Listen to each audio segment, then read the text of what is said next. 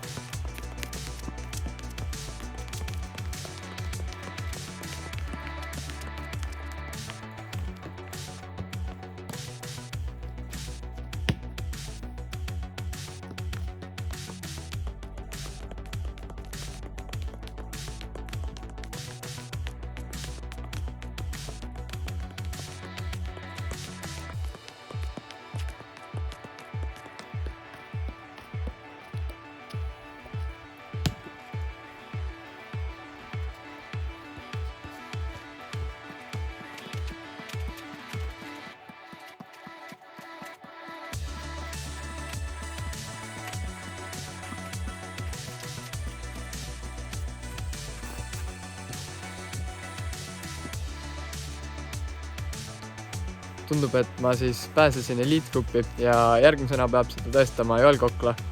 Lõpetuseks tahaks veel ka õnne soovida oma vanaema Marikale, kellel täna sünnipäev on. Palju õnne!